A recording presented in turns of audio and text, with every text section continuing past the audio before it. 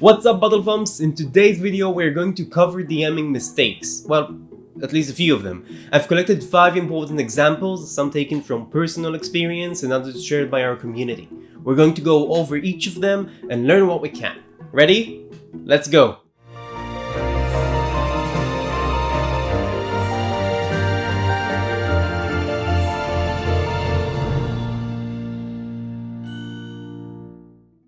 Hi friends, my name is Fabianek and I make videos about running tabletop role-playing games. Today we are making mistakes. Wait a minute, that shouldn't be in the script. Okay, better. The first mistake we'll go over is one of my own. It's a mistake I made when I started a new campaign about a year and a half ago. Earlier in their travels, the party reached a rift to the elemental plane of fire. Trees spontaneously combusted as the planes began to overlap in this unnatural disaster. The first encounter was simple. The party fought a few lesser elementals on their way to track the source of this mess. Eventually they reached the origin point and encountered a foe much greater, a salamander accompanied by a large fire elemental. I knew this encounter was too challenging for the group, and I thought they would retreat and recuperate, but some of them were new to the game and my DMing style. The fight went badly and one of the new players lost their character that day. A few weeks later, he left the campaign. You might be wondering why I planned for them to escape. Because planning for a group to escape in a heroic game has its issues, right? What's so heroic about running away? But here's the thing. When I build a world, I want it to be believable, so I don't always balance it to fit the player characters. If there's a dragon in the area, they would know it from the beginning. If they choose to go and check out its cave, they should bear the consequences. My mistake there was to assume they would figure out on their own that they should run.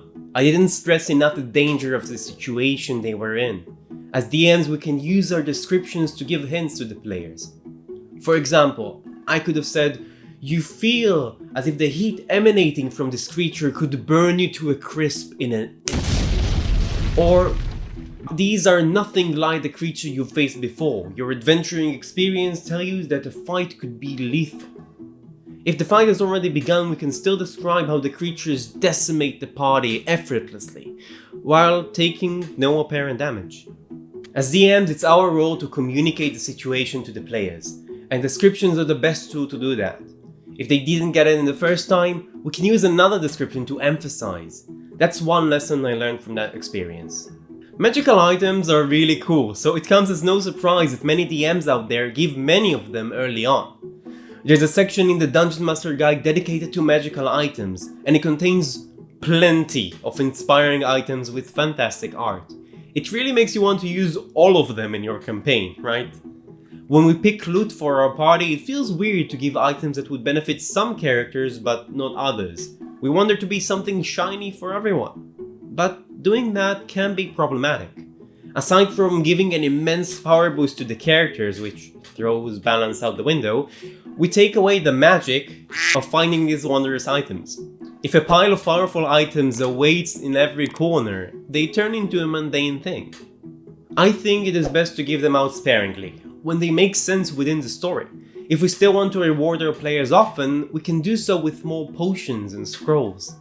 Next up is something I've seen in the comments on Twitter. I asked you about mistakes you made as DMs and you really gave me a lot to work with. One of the repeating comments I've seen is denying options from the players because the DM didn't prepare for them. For example, say we plan an investigation adventure with plenty of clues to solve a mystery. But the characters decided they would much rather go explore the forest outside of town. We don't want them to do that, we didn't plan for that at all. So we tell them that they can't. Players don't like that, and for a good reason. It breaks the simulation and takes away their agency. They should be able to try anything in D&D, even if that thing is something we didn't think about.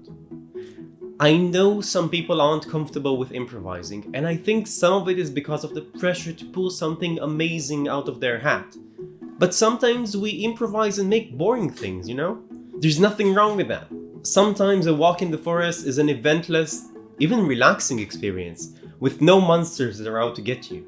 When you have to improvise, it really is okay to go with the most obvious ideas. Continuing with the same example, let's say the party did follow the mystery adventure, but this time they thought of a clever way to bypass the entire investigation. Maybe the wizard casts Detect Thoughts and intends to read the minds of all the suspects. As DMs, we have the power to make that plan fail. We can shut down ideas we didn't think about. It's the easy solution because it requires no improvisation, and it puts the players right back on track.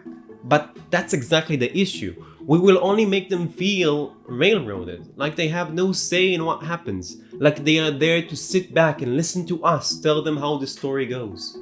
So, yeah, sometimes the players will find solutions that we never thought of.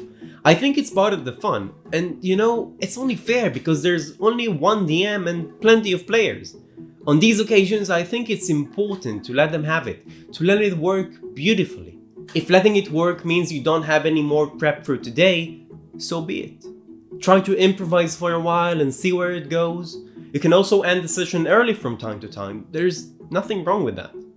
I feel like the lesson here is not to fall in love with your plans. This game is all about collaborative storytelling, so your ideas are only a part of that. Another mistake I saw people mention in the comments was how DMs responded to player versus player situations. For example, one player character steals from another, or attacks them with the intent of killing them.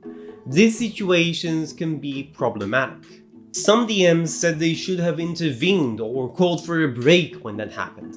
And while that is true, I think the real issue here is not setting the expectations and rules for PvP in Session 0.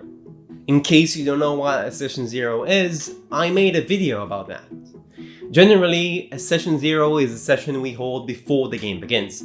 Its purpose is to discuss out-of-game topics that influence the game.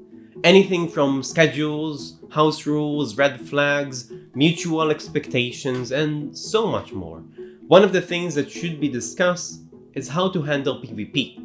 Is it allowed at all? Maybe in our game a player character can't willingly attack or harm the other characters. Maybe attacking is okay, but killing is forbidden.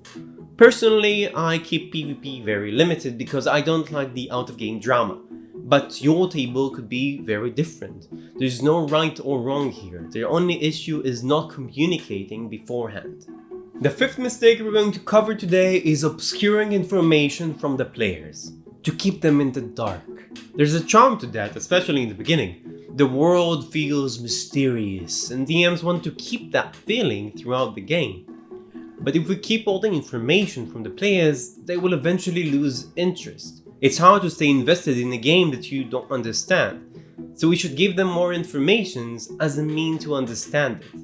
If we give them a few hints and they still don't get it, give them more, make them more obvious. Remember that as a DM, you have the full picture in your head, so it's always easier for you to make all the connections. You can bring in an NPC to fill in the missing gaps, or let them find a secret diary that reveals parts of the big bad's plan. Handouts are always fun. I think the lesson here is that from the player's perspective, the world is made up only from what they experience around the table. It doesn't matter how many ideas we have for things that happen behind the scenes. If we don't bring them to the table, they're not a part of the player's world. I think the most important message of this video is that it's okay to make mistakes. My players know I made quite a few. And if you keep going, you will keep making mistakes. Hilarious mistakes, terrible mistakes. But don't let that stop you. You can always learn from them, move on, and try again. If you enjoyed this video, smash that like button with your mage hand, subscribe if you want to see more, and remember that you are awesome, keep being awesome, and I'll see you beyond the screen.